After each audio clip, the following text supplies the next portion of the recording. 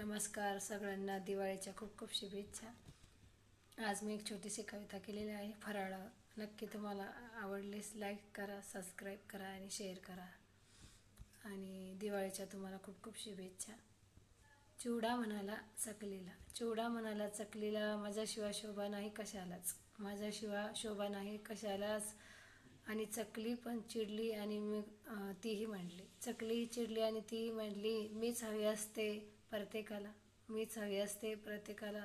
तेवढ्यात लाडू दादा सुद्धा आले, तेवढ्यात लाडू दादा सुद्धा आले डुलत डुलत। आणि तेही म्हणे, तुम्ही दोघंही नका भांडू, तुम्ही दोघंही नका भांडू, मीही तेवढाच लागतो बरं का सगळ्यांना फराळाला, मीही तेवढाच लागतो सगळ्यांना फराळाला।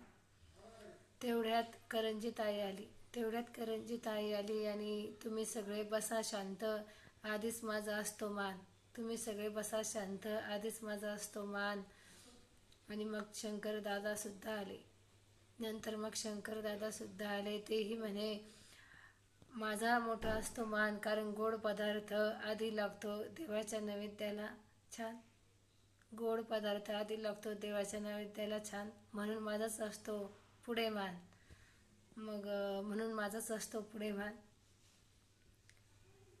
तेवढ्यात जिलेबी ताई आली, तेवढ्यात जिलेबी ताई आली, तीही म्हणे, असं का भांडतात तुम्ही सगळे, असं का भांडतात तुम्ही सगळे, असं का भांडतात, आपण सगळे आहोत ना एकसारखे, आपण सगळे आहोत ना एकसारखे, मग उगीच का खेळ मांडता, का उगीच खेळ मांडता।